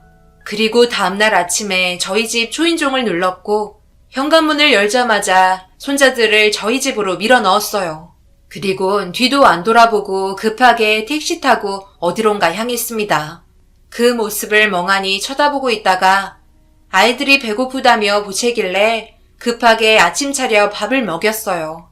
그리고 며느리에게 전화가 오길래 받아보니 아이들 보는 것도 힘드니까 그냥 하루는 자기 혼자 병실에서 간호하겠다며 걱정하지 말라고 얘기하면서 걱정스러운 제 마음을 진정시켜주곤 전화를 끊었습니다. 저도 몸이 많이 지쳐있는 상태라 집에서 휴식이 어느 정도 필요했고 손자들과 함께 오래간만에 시간을 보내줬습니다. 하지만 머릿속은 계속해서 병원에 누워있는 아들 생각뿐이었네요. 그런데 저녁이 되자 아이들이 병원에 누워있는 아빠가 언제 깨어나냐며 갑자기 눈물을 흘리더니 진정이 되지 않자 저 또한 아들 걱정에 잠시 상태 좀 확인할 겸 아이들을 데리고 병원으로 향했습니다. 그렇게 늦은 저녁 아이들과 병실 문을 조심스럽게 열고 들어갔는데 며느리와 사부인과 눈이 마주쳤고 며느리의 손에는 아들의 얼굴에 붙어있던 호흡기를 들고 있었어요. 순간 둘 다 몸이 멈춘 상태로 정적이 흘렀고 떨리는 목소리로 며느리에게 뭐 하는 거냐고 말하는 순간 둘은 저를 밀친 뒤 밖으로 뛰쳐나갔네요. 두 눈으로 똑바로 본 모습은 전혀 예상하지 못한 행동이었고 볼 일이 있다던 사부인과 며느리가 병실에서 제 아들의 호흡기를 떼었다는 게 믿을 수가 없었습니다. 급하게 간호사를 불렀고 아들의 몸 상태를 확인하니 숨을 쉬지 않았어요. 호흡을 할 수 있는 기계도 꺼져 있는 상태라 당직 의사가 급하게 심폐소생술을 했지만 아들은 끝내 돌아올 수 없었습니다. 떨리는 손으로 경찰에게 신고를 한 뒤 왜 이런 일을 저질렀는지 물어봐야만 했습니다. 오랜 시간 걸리지 않고 경찰에게 잡힌 며느리와 사부인에게 충격적인 상황에 대해 설명하라며 소리를 쳤어요. 네가 어떻게 숨쉬고 있는 내 아들의 호흡기를 뗄 수 있는 거야? 왜 그랬어? 그리고 사부인, 볼 일이 있다면서요? 그게 병실에서 내 아들 세상 떠나게 할 계획을 가지고 있었던 거였어요? 둘 다 왜 아무 말도 하지 않고 입을 닫고 있는 거야? 그렇다고 너희들의 죄가 사라질 것 같아? 너 왜 우리 아들 호흡기를 들고 있었던 거니? 무슨 생각으로 그런 거야? 그만 좀 하세요. 저도 이렇게까지 결정하는데 힘들었다고요. 저는 좋아서 그런 행동 한 줄 아세요? 희망도 없는 삶을 계속해서 붙잡아봤자 뭐하냐고요. 의사도 전혀 가망이 없다는데 계속 돈만 까먹고 있잖아요. 저는 현실을 본 거라고요. 그 사람의 아내로서 오랜 기간 결정하고 선택한 거니 어머님도 현실을 받아들이세요. 저 때문에 솔직히 편하잖아요. 누군가는 이렇게 해주길 원했잖아요. 모든 벌은 제가 받으면 되는 거잖아요. 며느리는 제정신이 아니었어요. 눈물을 흘리면서 경찰서가 떠나갈 정도로 소리를 지르는 모습에 너무 당황스러웠고 통제가 되지 않을 정도로 저 또한 이성을 잃은 상태라 며느리의 머리채를 잡곤 난리를 쳤습니다. 결국 이 일로 인해 며느리는 구속이 되었고 법의 재판을 받기 위해 기다리고 있었어요. 그 사이 저는 아들의 장례를 치렀습니다. 아들을 보낼 준비가 되어 있지 않은 상태에서 현실을 받아들이려니 정신적으로 너무 힘이 들었어요. 영정사진을 보면서 사람이 해선 안 될 행동을 해서 결국 이런 식의 결말까지 가져온 거냐며 세상 떠난 아들에게 한탄했습니다. 사부인의 부탁을 들어주지 않고 아들 곁에 머물러 있어줬더라면 이런 일도 없었을 거라 생각하니 도저히 제정신으로 버티기가 힘들어 결국 쓰러지고 말았습니다. 그렇게 힘겨운 시간 속에 아들의 장례가 끝이 난 뒤 며느리와 사부인의 재판이 열리게 되었어요. 서로 치열한 법정 다툼이 오고 갔고 무기를 원하고 있는 저희 입장과 다르게 사부인 측은 무죄를 주장하고 있었습니다. 며느리가 직접적으로 선택한 행동은 합법적으로도 연명치료 중단이 충분히 가능했다며 꽤 오랜 시간이 흘렀음에도 아무 의식조차 없는 상황에서 아이들까지 키워야 하는 입장에 언제 끝날지 모를 아들의 상태에 계속해서 돈이 들어가는 건 무리가 있는 것 같아 단독으로 내린 결정에 대해서 죄는 있지만 현실을 봤을 때 온 가족에게 불행을 안겨줄 만큼 안 좋은 상황이 두려운 나머지 내린 결정인 만큼 무죄를 주장한다고 강력하게 호소했어요. 더군다나 아들이 바람을 피우면서 이런 사태까지 벌어졌으니 법원은 저희 입장보다 며느리의 입장을 우선시 생각하는 것 같았습니다. 그리고 이러한 주장을 바탕으로 법정에서는 며느리의 행동에 대해서 병원 측의 연명치료 중단 가능 여부를 문의하지 않고 법적인 절차 또한 기다리지 않은 점을 고려해 며느리는 징역 5년을 구형했고 그 자리에서 함께 있었던 사부인에게는 징역 3년을 선고했습니다. 말도 안 되는 법정 판단에 저희는 항소를 할 수밖에 없었어요. 상황이 어찌되었든 둘은 모든 걸 계획적으로 범행을 저지르려 했었기 때문에 받아들일 수 없다는 주장을 강력히 내세웠습니다. 그렇게 다음 항소 재판을 기다리며 괴로운 나날을 보내고 있는데 누군가가 저를 찾아왔고 엄청난 사실을 듣게 되었어요. 처음 보는 노인이 갑자기 찾아와서는 재판이 뒤집어질 만한 말들을 하면서 증거물까지 전부 보여줬습니다. 건네받은 증거물에는 엄청난 사실들이 들어있었고 그렇게 항소 재판이 다시 시작되었어요.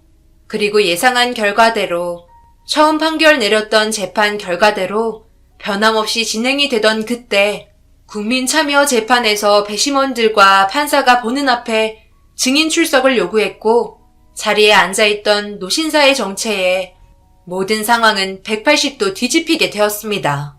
그리고 노신사의 얼굴을 보게 된 사부인과 며느리의 얼굴은 사색이 돼서는 경악을 하고 말았네요.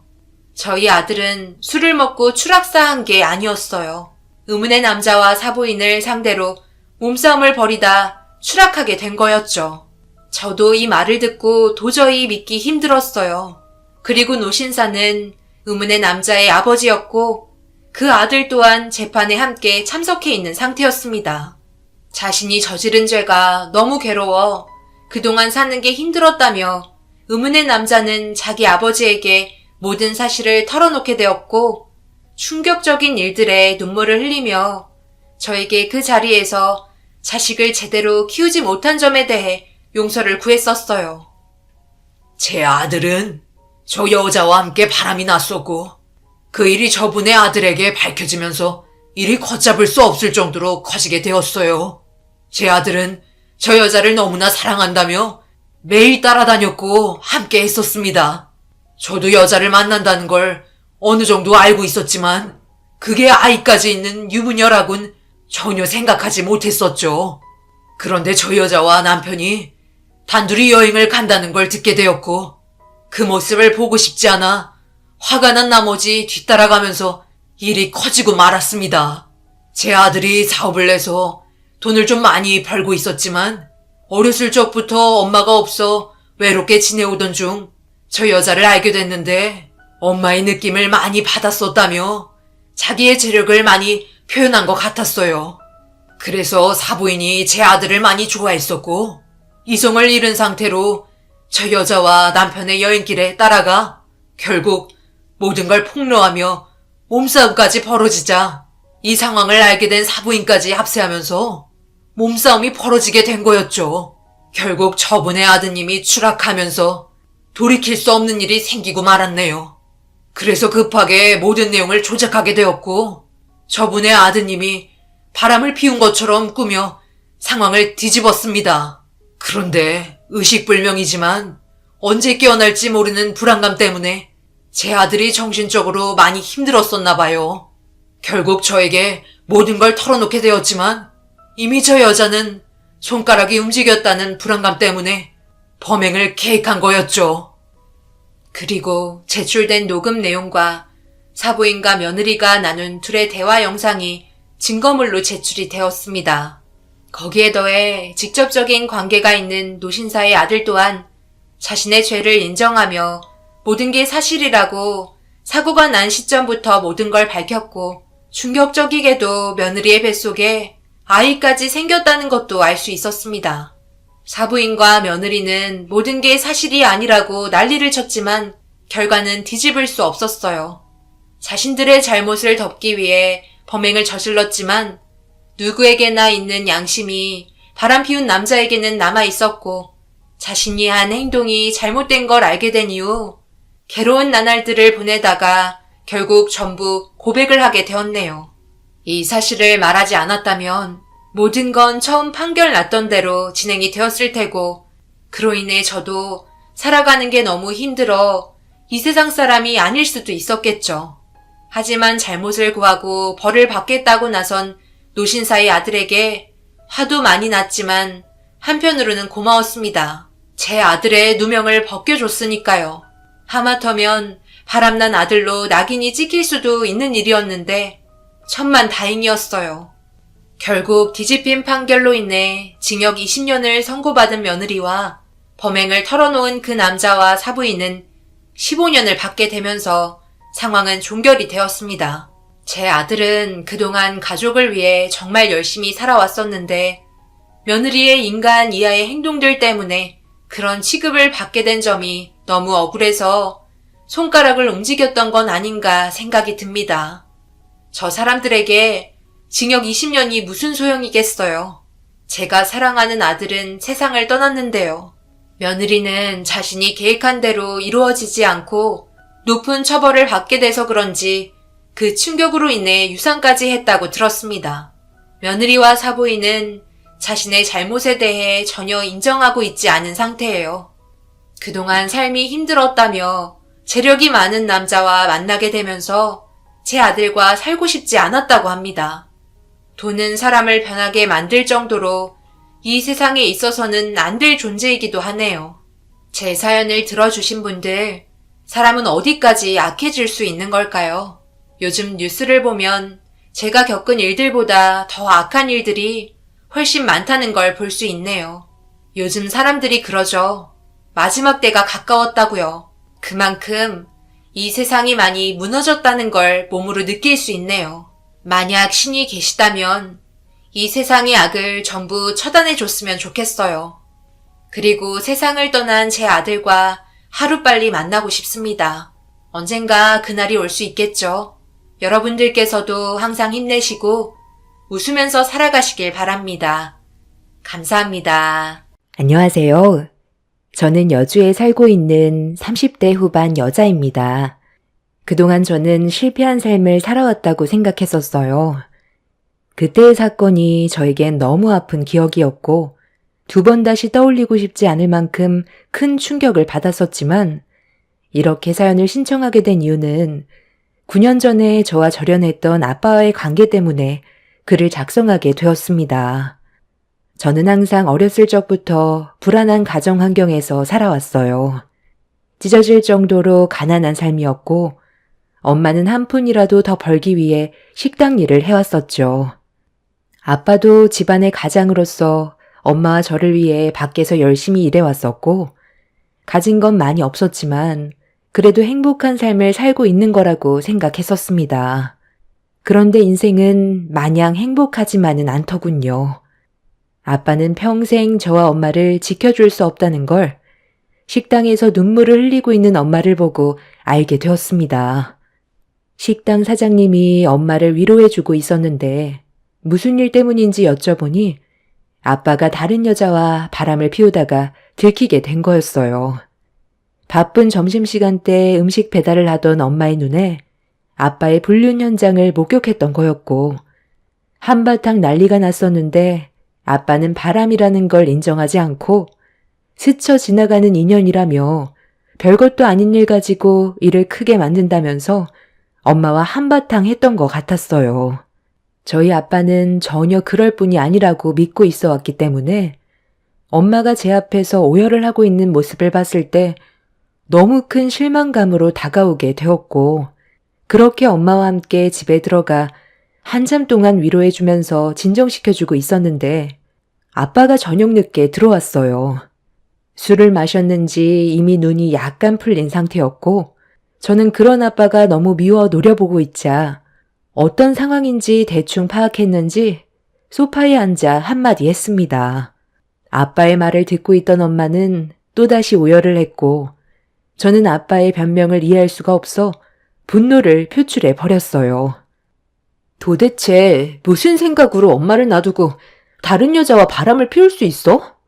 나 아직 19살이야. 엄마와 아빠의 보살핌을 받아야 될 나이인데 아빠의 잘못된 행동이 우리 가정을 무너지게 할 수 있다는 건 생각 안 해봤어? 엄마가 그동안 어떻게 살아왔는지 모르는 거 아니잖아. 도대체 왜 그랬어, 아빠? 내가 무슨 바람을 피웠다고 그래. 같은 회사에서 일하는 사람인데 힘든 일이 좀 있다길래 위로해 줬던 것 뿐이야. 몸을 섞어야 바람이지. 대화 몇 마디 한 게 어떻게 바람이야? 아까도 한참 동안 얘기했는데 내 말을 무시하더니 애한테까지 왜 쓸데없는 얘기를 해서 이 난리를 만들어? 내가 아니라면 아닌 거지. 당신 정말 뻔뻔한 거 알아? 몸을 섞어야 바람이라고? 그럼 서로 입 맞춘 건 아무것도 아니라는 거야? 내가 두 눈으로 본 장면이 어떻게 바람이 아니라고 말을 할 수가 있어? 봐봐. 아직까지 그 여자의 립스틱이 당신 입술에 묻어 있잖아. 변명할 걸 변명해. 우리 관계는 이제 끝났어. 당신과는 이혼할 거야. 뭔가 오해가 있는데 그런 거 아니라고 몇 번을 얘기해? 김 비서가 발을 헛디뎌서 넘어지던 찰나 내가 붙잡아주다가 그렇게 된 거라니까. 정말 날 못 믿는 거야? 아빠, 그걸 지금 말이라고 해? 아빠 입술에 바람난 그 여자의 립스틱이 범벅이 되어 있는데 나도 엄마한테 평생 씻을 수 없는 상처 준 거 절대 용서할 수 없을 것 같아.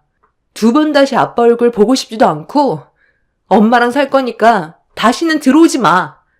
엄마가 아빠 얼굴만 보면 그때의 기억 때문에 얼마나 힘들겠어. 아빠는 절대로 바람 피운 게 아니라고 했지만 이미 제가 봐도 아빠는 그 여자와 깊은 관계까지 간 것 같아 보였어요. 행복만 가득할 것 같았던 저희 가정이 무너져 내리는 순간이었고 아빠는 그날 이후 엄마와 이혼만큼은 하기 싫었는지 엄마를 피해 다녔어요. 그렇게 한참 동안 엄마를 설득하면서 가정만큼은 깨고 싶지 않다며 눈앞의 현실에 대해 설명을 하는 듯 했어요. 저희 가족은 빚도 있었고 그때 당시 저는 학생이었기 때문에 식당 일만 해서 먹고 살기에는 많은 어려움이 있을 거라고 엄마 혼자 감당하기에는 벅찬 상황들을 얘기하면서 엄마의 감정을 혼란스럽게 만들었어요. 결국 아빠의 끈질긴 설득 끝에 엄마는 아빠를 한 번만 용서해 주는 걸로 결정을 내렸지만 엄마는 평생 동안 고통받는 인생을 살아야만 했어요. 엄마는 아빠의 모든 행동을 의심하는 정신병까지 걸리게 되었습니다. 그런 엄마가 너무 불쌍해 보였는데 잘못을 한 아빠는 평생 엄마에게 용서를 구하면서 살아도 모자랄 판에 되려 정신병에 걸린 엄마를 싫어했어요. 별것도 아닌 일 가지고 사람 미쳐버리게 만든다면서 위로를 해주기는커녕 오히려 상황을 더 악화시키고 있었어요. 원래 불안했던 삶이 아빠의 잘못된 행동 하나 때문에 더 힘든 인생을 살아갔어야 했고 아빠도 매일 의심하는 엄마 때문에 정신적으로 많이 힘들었는지 더 이상 노력하지를 않았어요. 저도 두 분의 모습을 지켜봐 오면서 정신적인 고통이 상당했었을 만큼 지켜보는 게 너무 고통스러웠었죠. 그렇게 하루하루를 버틴다 생각하고 힘든 날들을 보내오다 보니 어느새 엄마도 현실을 받아들이고 물 흘러가는 대로 그냥 살아가기 시작했어요. 저희 가정은 예전처럼 행복한 웃음으로 살아갈 수 있진 않았지만 각자 위치에서 그냥 최선을 다했습니다. 가정을 깨지 않기 위해 서로가 해야 될 일만 해온 것 같아요. 그런데 한번 바람 피운 사람은 또다시 바람을 피운다더니 전혀 예상치 못한 장소에서 충격적인 광경을 목격하게 되었고 되돌릴 수 없는 상황까지 만들어지게 되었네요. 항상 얼굴에 그늘이 가득했던 엄마의 기분을 풀어주고 싶어서 단둘이 모녀지간 데이트를 했었어요. 서로가 바쁜 삶 속에서 오래간만에 엄마와 단둘이 보내는 시간이라 행복했었죠. 엄마도 저와 함께하는 시간이 좋으셨는지 미소 띤 얼굴을 보여주셨는데 그런 좋은 날에 아빠가 저희 앞에 나타났어요. 엄마와 저는 영화를 다 보고 극장에서 나와 잠깐 화장실을 들린 뒤 제가 먼저 나와 엄마를 기다리고 있었는데 뒷모습이 누가 봐도 아빠의 모습이었어요. 그때부터 심장이 쿵쾅거리기 시작했고 설마 했던 상황이 눈앞에 펼쳐지게 되었습니다. 여자의 핸드백을 들고 여자 화장실 앞에 서 있는 낯익은 남자에게 걸음을 옮겼는데 그때 마침 엄마가 화장실에서 걸어 나오고 있었고 저를 바라보며 밝게 웃으면서 다가오던 엄마가 갑자기 경직된 얼굴로 걸음을 멈췄어요. 그리고 뒤돌아서서 여자 핸드백을 들고 서 있던 남자를 발견했고 엄마는 그 자리에서 온몸을 부들부들 떨었습니다. 한쪽 손에 들고 있던 핸드백을 본 엄마는 그 남자에게 거침없이 돌진했고 엄마의 모습을 보고 화들짝 놀란 남자가 뒤돌아 도망치는 모습을 보게 된 저는 아빠였다는 걸 확인할 수 있었습니다. 그리고 뒤이어 화장실에서 걸어 나온 한 여자가 누군가를 찾고 있는 게 보였어요. 엄마보다 나이가 젊어 보였는데 아빠가 엄마를 피해 도망치는 모습을 보자 그곳으로 뛰어가더니 저희 엄마를 강하게 밀치면서 뭐 하는 짓이냐고 소리를 질러버렸고 엄마는 눈앞에 보인 여자를 보자마자 뺨을 올려 버렸습니다. 내가 누구냐고? 저 남자 본처다. 그러는 너는 뭔데? 이놈이랑 지금 둘이서 극장에까지 온 거 보니까 둘이 나 몰래 데이트 중이었나 본데 너희들 딱 걸렸어. 이래서 내가 의심을 안 할 수가 없는 거야. 나보고 정신병자라고? 네가 하는 짓이 이런데 나보고 어떻게 믿으라는 건데? 당신이랑 나는 이제 끝났어. 더 이상 미련도 없으니까 그만 청산하자고. 내가 당신을 봐줬던 건 그래도 은영이 아빠니까. 그래서 지금까지 힘들게 참고 있었는데 더 이상은 안 되겠다. 이러다 내가 정말 정신병에 걸리겠어. 그동안 정말 힘들게 참아왔는데 나한테 어떻게 이럴 수 있는 거야? 다 때려치워. 당신이랑 살다가 내가 죽겠어. 쪽팔리게.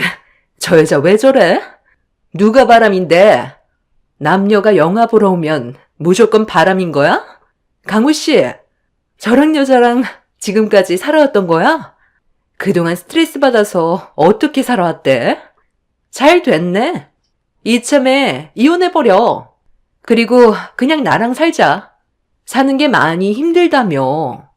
나랑 살면 내가 평생 행복하게 해줄 수 있어. 나 돈 많잖아. 그래.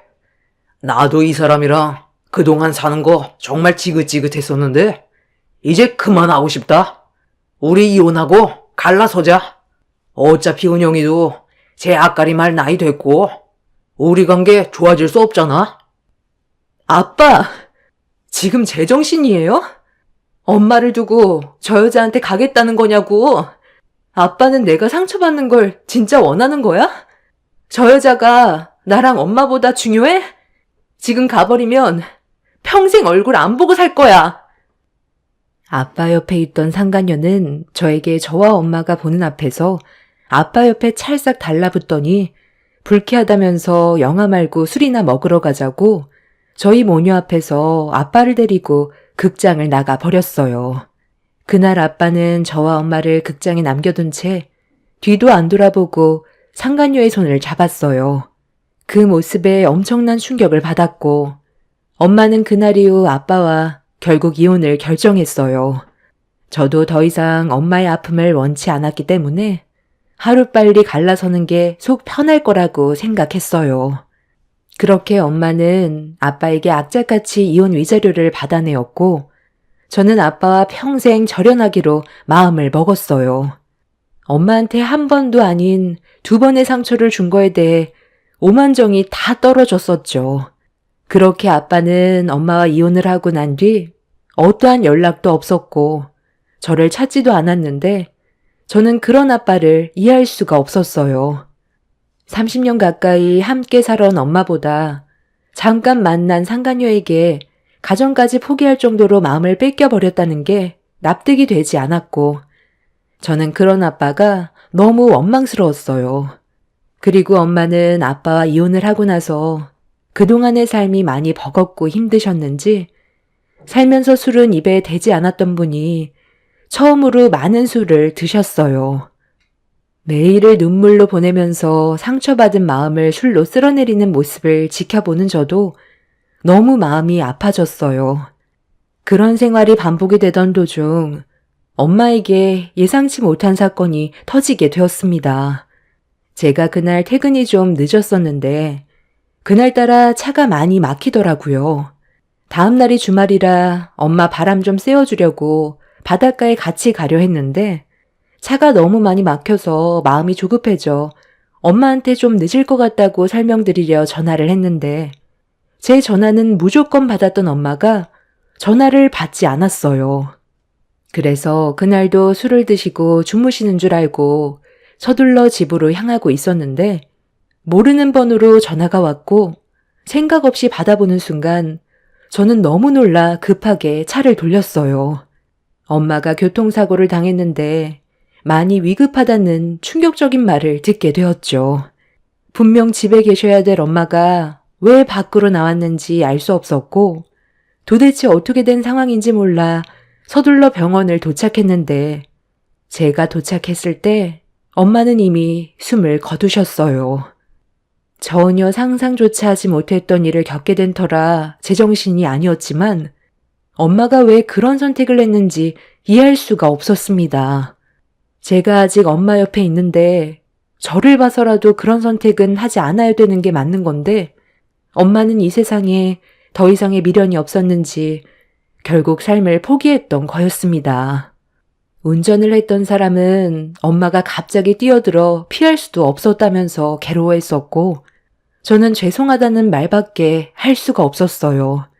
그리고 그 사람도 저희 엄마가 숨을 거둔 거에 대해 많이 힘들었는지 피해자인데도 장례식 비용까지 대신 결제를 해줬어요.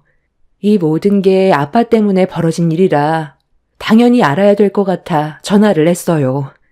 그리고 울분을 토해내면서 엄마가 떠났다는 걸 알려주었죠. 하지만 아빠는 엄마의 장례식이 끝나는 동안 단 한 번도 찾아오지 않았습니다. 그래도 엄마와 함께해온 세월이 있는데 오지 않았다는 거에 너무 큰 실망을 했었고 어떤 일이 있던 평생 동안 얼굴을 안 보기로 결정을 내리게 되었네요. 그래도 이런 힘든 상황 속에 제가 버티면서 살아올 수 있었던 건 저와 오랜 기간 만나오던 사람이 곁을 지켜줘서 무너져 내리지 않고 버틸 수가 있었어요. 아빠와는 반대되는 사람이었고 항상 제 곁에 머물러주는 사람이었습니다. 장례식장에서도 힘들어하고 있는 저를 대신해 많은 걸 도와줄 정도로 제가 평생을 의지하면서 살아가고 싶은 사람이었어요. 그리고 장례식이 끝난 뒤 저희 집안 사정을 모두 알고 있던 그 사람은 저에게 청혼을 했고 평생을 함께하고 싶다며 프로포즈를 하게 되었습니다. 누군가에게 의지할 사람이 필요할 정도로 많이 힘들었던 저는 그 사람과의 행복한 결혼 생활을 하고 싶어 정식적으로 인사를 드린 뒤 결혼까지 허락을 받을 수 있게 되었습니다. 제 결혼식에는 지인 몇 분만 있었을 뿐 제가 결혼한다는 걸 아빠에게도 알리지 않았어요. 엄마의 장례식장에도 오지 않았는데 제 결혼식에서 아빠의 얼굴을 보고 싶지 않았습니다. 그렇게 시작된 결혼 생활은 정말 정신없이 지나갔고 저희 부부는 아이 하나 낳아 열심히 살아갔어요. 시댁 식구들이 저를 마음에 들어하진 않았지만 항상 최선을 다해 노력했고 저는 부모님처럼 실패한 인생을 살고 싶지 않아 이를 악물고 버텨왔어요. 넌 이게 지금 음식이라고 만든 거야? 너는 우리 집안에서 9년을 함께 생활했으면서 이제 어느 정도 적응할 수 있는 건데 어떻게 된 게 하나도 좋아진 게 없냐? 이딴 음식을 아침부터 우리 식구들 보고 먹으라는 거야? 국은 짜고 밥은 설익어서 돌덩이를 씹는 것 같고 밑반찬은 또 왜 이렇게 싱거워? 매일 노력하면 뭐해? 달라지는 게 하나도 없는데 그때는 네가 불쌍해서 받아줬지만 이제 9년이나 지났으면 이제 완전한 우리 식구인데 아직까지 내가 너를 불쌍하게 봐줘야 되는 거니? 도대체 언제까지 이럴 건데? 이럴 거면 차라리 다 때려치워라. 지금 하는 일도 돈도 치꾸리만큼 버는데 뭐하러 회사에 짱 박혀 있어? 그냥 셈이 따라 살림이나 배우면서 살면 되지. 우리 집안 부족한 거 하나 없고 너는 그냥 밥숟가락만 뜨면 되는 건데 굳이 일을 하려는 이유가 뭐야? 말귀를 알아먹어야 대화가 되는데 고집만 부리고 있으니 일이 해결되니? 하나라도 제대로 해야 욕을 안 먹지. 애 보는 것도 시원찮고 직업도 그냥 그래. 그것도 모자라 밥상 하나 제대로 못 차려서 아침부터 욕이나 얻어먹고 있으니 내 속이 안 뒤집어지겠니? 이런 애가 뭐가 좋다고 결혼해서 나를 왜 이렇게 힘들게 만드는지 원. 오늘 아침은 그냥 간단하게 토스트나 해먹어야 되겠다. 이 나이 먹으면 밀가루 음식이 소화가 얼마나 안 되는지 아니? 사람이 먹을 수 있게는 만들었어야 목구멍으로 넘어갈 거 아니야? 너 오늘 퇴근하고 집에 들어오면 나랑 다시 진지하게 대화 좀 해야 될 것 같다. 이래서 우리가 함께 살아갈 순 있겠니? 저는 열심히 한다고 했는데도 시모는 항상 저에 대한 불만을 가지고 있었어요. 저는 집안도 별로에 가진 것도 없었고 남편 하나 보고 들어온 거라 시모는 그런 제가 항상 불만이었던 거죠. 그리고 시모가 저를 향한 불만들이 시간이 지날수록 점점 커지게 되자 남편도 어느 정도 영향을 받았는지 언제부터인가 저를 대하는 행동들이 예전과는 많이 다르다는 걸 느끼고 있었어요. 차가워진 말투에 무관심한 모습은 저를 많이 지치게 만들었어요. 저 혼자 열심히 한다고 해서 되는 게 아니라는 걸 결혼 생활하면서 알게 되었습니다. 그렇게 조금씩 위태로운 결혼 생활을 이어가던 도중에 시모가 모두를 한자리에 모았어요. 너희들은 어떻게 생각하니? 작은 며느리가 지금 하는 행동을 봤을 때 가족 전체에게 피해를 주는 것 같은데 이 상황을 해결하려면 내 생각엔 지금 하는 일 때려치우고 집안일 하면서 애 돌보는 게 제일 좋을 것 같은데 다들 오늘 아침 입맛에 안 맞아 먹지도 못했지? 앞으로 이런 생활이 계속 반복이 될 텐데 우리가 언제까지 이해하고 넘어가 줄 수 있겠니? 하나라도 제대로 하면 내가 말을 안 하지. 뭐 하나 마음에 드는 게 없으니까 이런 자리가 만들어지는 거잖아. 엄마, 그냥 내 말대로 하라니까. 언제까지 이렇게 살아? 나 아침에 무조건 밥 먹어야 되는 거 알지? 내 직업 특성상 머리를 많이 써야 돼서 칼로리 소모가 심한데 아침에 빵 쪼가리 하나 먹고 나가면 그날 업무에 얼마나 많은 지장을 주는지 알아요? 그냥 전처럼 음식 해주는 사람 하나 드리는 게 좋겠어. 누나 말이 틀린 건 아니지. 재수 씨 음식은 돼지를 줘도 안 먹을걸? 너무 맛이 없어. 그래도 대가족인 우리 집안에 들어와 생활한 시간이 있는데 그동안 우리 어머니한테 배운 것도 많을 거 아니에요. 그런데 음식을 사람이 먹지 못할 정도로 만들면 그건 재능이 없는 거지. 요즘 물가도 비싸서 식재료 값도 만만치 않은데 아무도 안 먹어서 그냥 쓰레기통에 버려버리면 그건 정말 낭비 아닌가? 하루빨리 어머니가 음식 해주는 사람 한 명 들였으면 좋겠어요. 내가 이래서 결혼은 신중해야 된다고 했던 거야. 집안이 좋지 않았는데 뭘 배우고 자라왔겠어. 어머니 말만 제대로 들었다면 온 가족이 이 고생 안 하지. 정말 답답해서 못 살겠다. 당신은 음식 하나 제대로 만들지 못해서 이런 말을 들어야 돼? 매일 반복적으로 하는 일인데 어떻게 간 하나 못 맞춰서 상황을 이렇게까지 만들어? 나도 정말 최선을 다한다고 생각했는데 이게 이렇게까지 욕을 먹게 될 줄은 몰랐네. 아무래도 어머님이 만든 음식이랑 나랑 다르긴 하겠지만 알려주신 대로 따라한 것뿐인데 그렇다고 내가 지금까지 해온 일을 포기하고 집안일만 하라는 건 나를 그냥 가정부로 생각한다는 거잖아. 정말 힘들게 취직한 회사고 원하던 일이기 때문에 무작정 그만둘 순 없어. 어머님, 제가 좀 더 신경 쓸 테니까 좋게 넘어가 주세요. 노력하고 있는 거 잘 아시잖아요.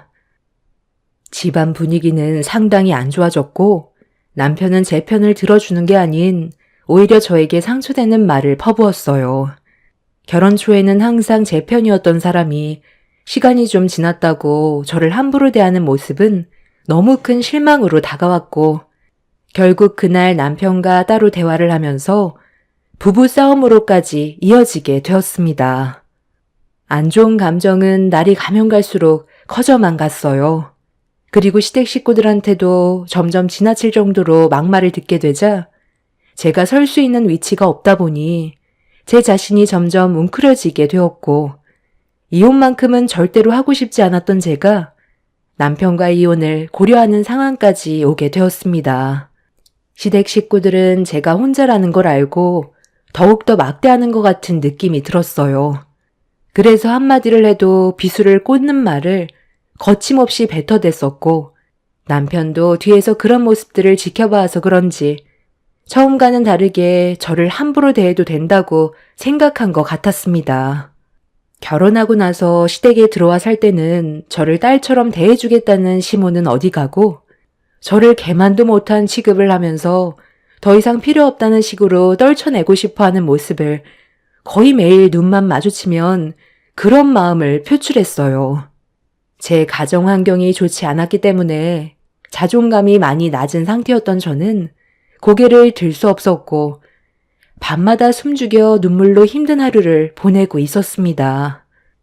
그렇게 힘든 날들을 살아오던 어느 날 남편이 갑자기 저에게 이혼을 통보했어요.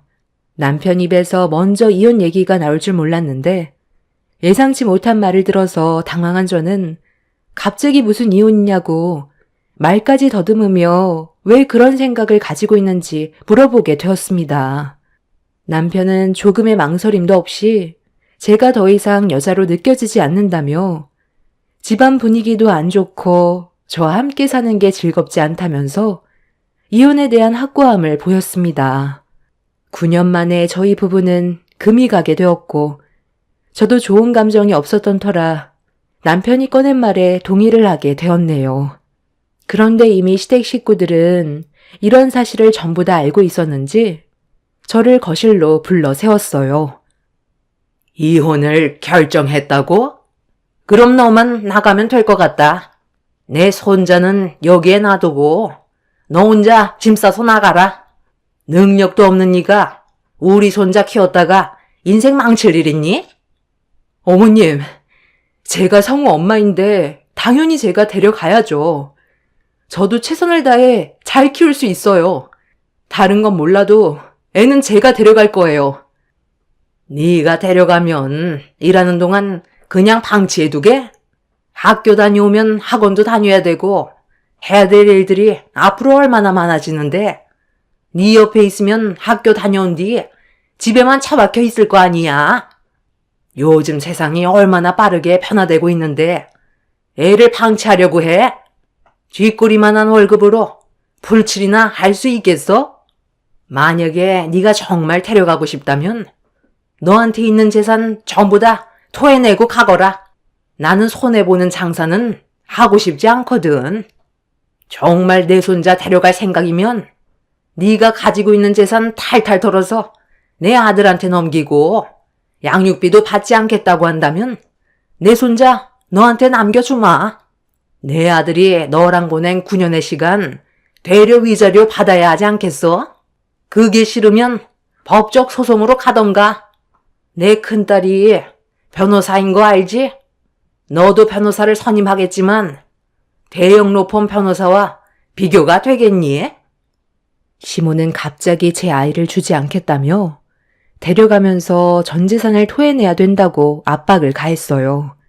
남편도 그렇게 해야 아이를 주겠다며 강하게 밀어붙였고 한참 동안 서로 대화를 주고받았지만 제 말은 시댁 식구들에게 씨알도 안 먹혔습니다. 결국 저는 제 아이를 데려가기 위해 전 재산을 압수당했고 그렇게 이혼 서류에 도장을 찍은 뒤 아이를 데려가려고 시댁 문 앞에서 기다리고 있는데 시댁 식구들이 문을 열어주지 않았어요.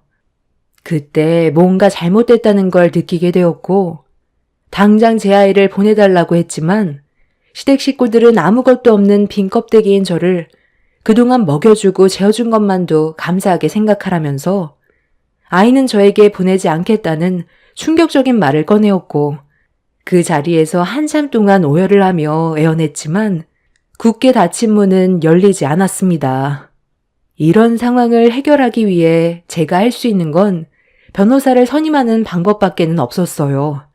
그런데 법적 싸움을 하기 위해선 돈도 많이 필요했고 제가 가지고 있는 게 없다 보니 앞으로 어떻게 해야 될지 모르겠더라고요.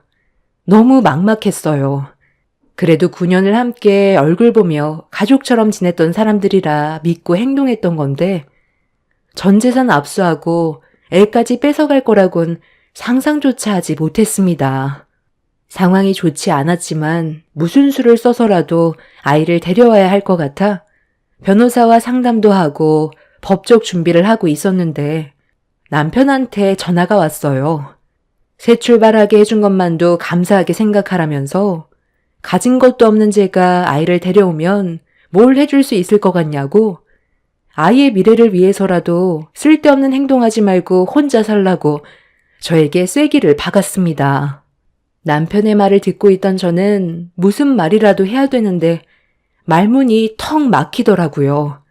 저도 제 아이가 행복하길 바라지 불행한 삶을 사는 걸 원하지 않았거든요. 저처럼 가난을 물려주고 싶지 않았고 결국 법적 소송을 진행하려다가 아이의 미래를 위해 멈춰버리게 되었습니다. 제가 남편에게 준 재산은 앞으로 아이한테 들어가게 될 교육비라고 생각하라며 그렇게 전화를 끊었고 저는 그날 이후 매일을 눈물로 힘든 삶을 보내왔어요. 더 이상의 인생을 살아가는 게 무의미하게 느껴져 엄마의 곁을 따라가고 싶었고 한적하고 조용한 곳에 찾아가 해선 안 될 선택을 하려 했는데 그때 갑자기 핸드폰에 모르는 전화가 걸려왔어요. 혹시 제 아들이 아닐까 하는 마음에 목소리라도 들어보고 싶어 전화를 받았는데 자신이 변호사인데 상속 문제로 전화를 했다면서 아빠의 이름을 거론했어요. 별로 듣고 싶지 않아 전화를 끊으려던 찰나 아빠의 목소리가 수화기를 통해 들려왔습니다. 그리고 저와 전화통화를 하던 변호사는 제가 상속지분 1순위라며 문자로 보낸 주소로 일단 와달라며 아빠의 몸 상태가 안 좋다는 말과 함께 시간이 많지 않다고 저를 보고 싶어 한다는 말을 전달해 주었어요. 저도 인생의 막을 내리려 했지만 문득 엄마를 떠나게 하고 저에게 상처 준 아빠가 어떤 삶을 살고 있는지 두 눈으로 확인해 보고 싶었어요. 그래서 문자에 적힌 위치로 가보게 되었고 어느 저택 앞에 도착을 하게 되었습니다. 초인종을 누르니 좀 전에 통화했던 변호사라고 자신을 소개하면서 저를 집 안으로 안내했어요. 그렇게 들어간 집 안에는 제 아이보다 2살 정도 많아 보이는 아이 한 명이 저를 바라보고 있었고 변호사가 방문을 열면서 들어가면 된다는 말에 방 안으로 발을 들였는데 9년 만에 절연한 아빠가 저를 보며 미소를 띠고 있었어요. 9년 전과는 전혀 다른 모습으로 침대에 누워 있는데 몸 상태가 상당히 안 좋아 보였습니다. 저는 그런 아빠의 모습을 보면서 분노가 치밀어 화가 날 줄 알았는데 눈물부터 쏟아져 나왔고 왜 이렇게 살고 있냐며 그 자리에 주저앉아 버렸어요. 아빠는 대장암 말기로 시간이 얼마 남지 않았던 상태였습니다.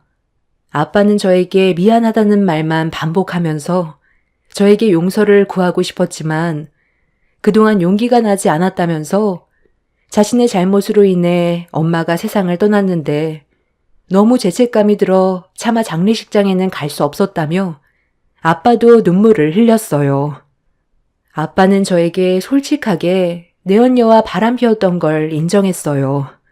돈 많은 여자를 바에서 만났는데 그때 그 여자의 부모가 한날한시에 교통사고로 세상을 떠나서 괴로워하고 있는 모습을 보고 위로를 해주다가 서로 눈이 맞게 되었고 그렇게 엄마 몰래 관계를 지속해오다가 극장에서 들키게 된 거라며 그때 당시 아빠는 지긋지긋했던 가난이 싫어 엄마와 저를 버리고 돈 많은 상간녀와 새 삶을 살게 되었고 그렇게 지내던 도중 아이가 생기면서 가정을 꾸리고 살아가다가 상간녀가 췌장암으로 몇 년 전에 먼저 떠났다는 걸 듣게 되었습니다. 혼자가 되어버린 아빠는 상간녀와의 사이에서 낳은 자식을 키우다가 몸에 이상을 느꼈고 검사 결과 대장암 말기 판정을 받게 되는 악재가 계속 이어져 버리게 된 거였어요. 그리고 혼자 남겨진 아이가 걱정돼 아빠는 저에게 모든 재산 상속권을 넘겨주는 대신 죄 없는 아이를 보살펴달라는 부탁을 하게 된 거였습니다. 그렇게 아빠가 살아온 인생에 대한 모든 설명을 듣게 된 저는 슬픔과 분노가 공존했지만 저는 아빠가 되려 저에게 기회를 준 것 같았어요. 현재 저에게 놓인 상황에서 할 수 있는 건 아무것도 없었던 상태였는데 아빠가 나타나 많은 재산을 저에게 상속해 주겠다는 약속을 했고 저는 그런 아빠를 이용해 시댁에 있는 제 아이를 데려오고 싶었습니다. 그래서 저를 내친 그 인간들에게 한 맺힌 복수를 하기 위해 아빠의 도움을 받아 변호사를 선임해 법적으로 시댁 식구들과 싸우게 되었고 저는 전 재산을 압수당했던 거와 아이까지 뺏겼던 걸 전부 다 돌려받을 수 있었어요. 정말 힘든 싸움이었지만 아빠의 도움이 없었다면 저는 평생 제 아이를 되돌려 받을 수 없었을 겁니다. 그리고 지금 현재 아빠에게 남은 시간은 3달 정도 주어진 상태입니다. 제 옆에는 아빠와 상간녀 사이에 낳은 자식이 있어요.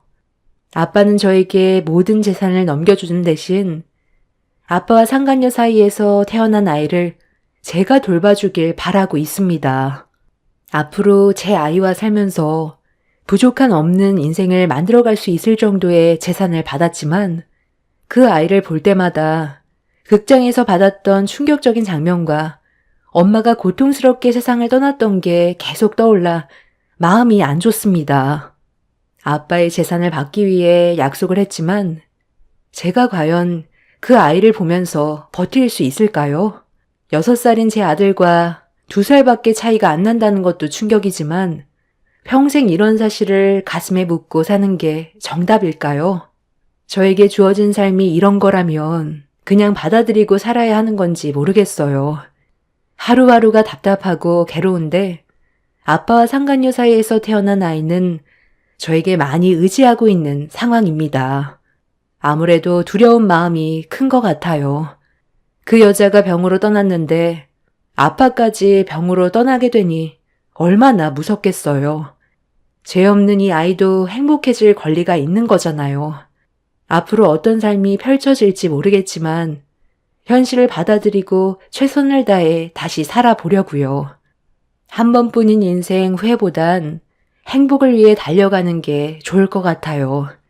어찌 보면 제 이복 동생인 거고 이 아이는 죄가 없으니 좋은 마음으로 감싸주는 게 정답인 것 같아요. 제 사연 들어주신 분들 감사합니다.